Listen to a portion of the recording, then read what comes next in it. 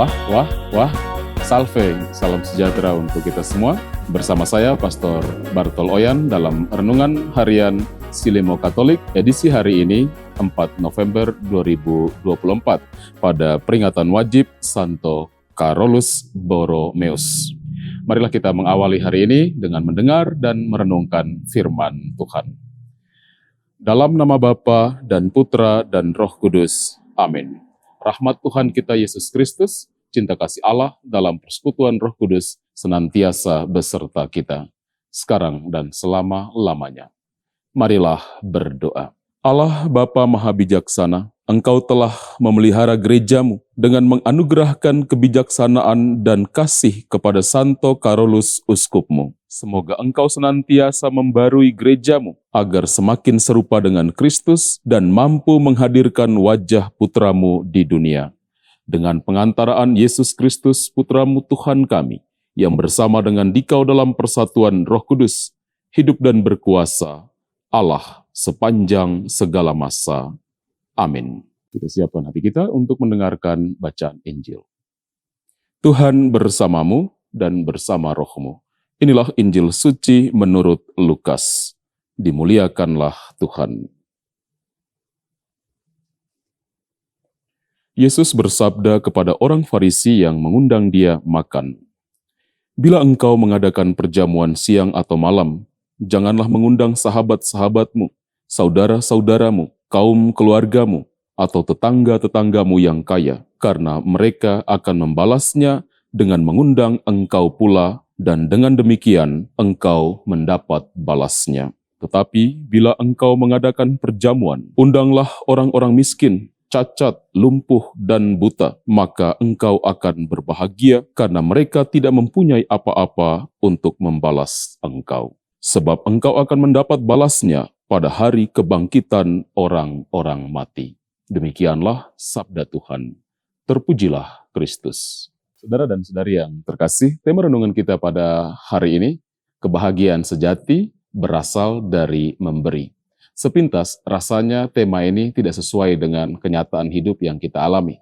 Karena tidak sedikit di antara kita yang mengalami bahwa ketika kita melakukan kebaikan, kita menolong orang, kita memberi sesuatu, justru bukan sukacita yang kita alami, bukan kebahagiaan yang kita alami, tetapi hal yang sebaliknya.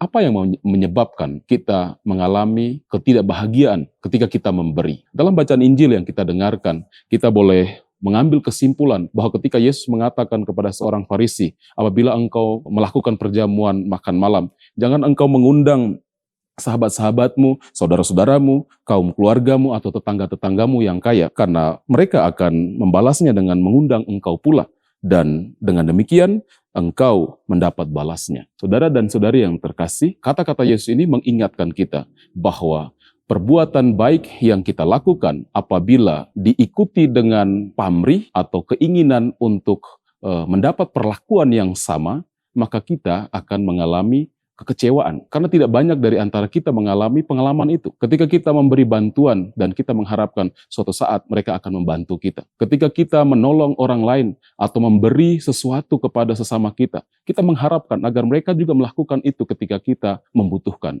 Nah, tetapi ketika kenyataannya tidak demikian, kita akan menggerutu, kita mungkin malah menceritakan kejelekan sesama kita. Ini artinya apa? Saudara dan saudari, kita diminta untuk memberi dengan ketulusan. Saudara dan saudari yang terkasih, dengan demikian kita diingatkan bahwa pemberian yang mendatangkan kebahagiaan yang sejati ialah pemberian tanpa pamrih, tanpa ada embel-embel kepentingan-kepentingan diri kita. Itulah yang Yesus katakan kepada orang Farisi. Tetapi jika engkau melakukan perjamuan atau mengadakan perjamuan, undanglah orang-orang miskin, cacat, lumpuh, orang-orang buta, maka engkau akan berbahagia karena mereka tidak mempunyai apa-apa untuk membalas engkau. Kita dikatakan Yesus sebagai orang yang berbahagia ketika kita memberi kepada orang-orang yang memang tidak akan membalasnya kepada kita. Di sini dituntut dari kita sebuah sikap tulus dalam memberi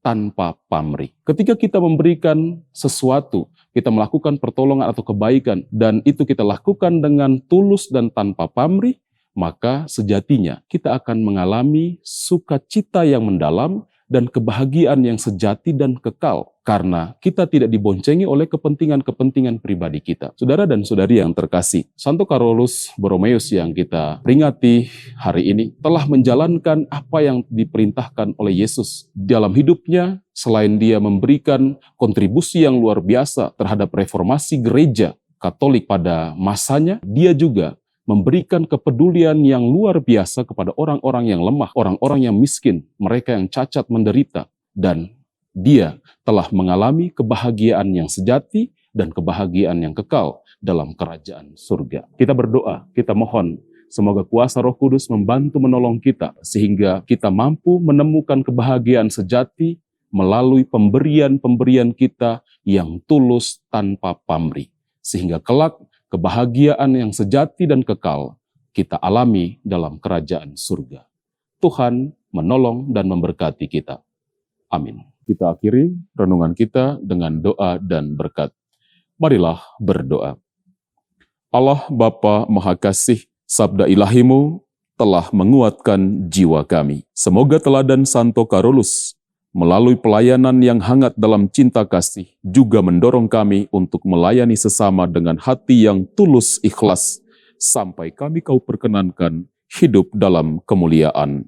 Dengan pengantaraan Kristus, Tuhan kami. Amin.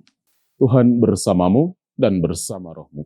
Semoga kita sekalian dalam seluruh aktivitas kita sepanjang hari ini, senantiasa dibimbing, dilindungi oleh berkat Allah yang Maha Kuasa, Bapa dan Putra dan Roh Kudus.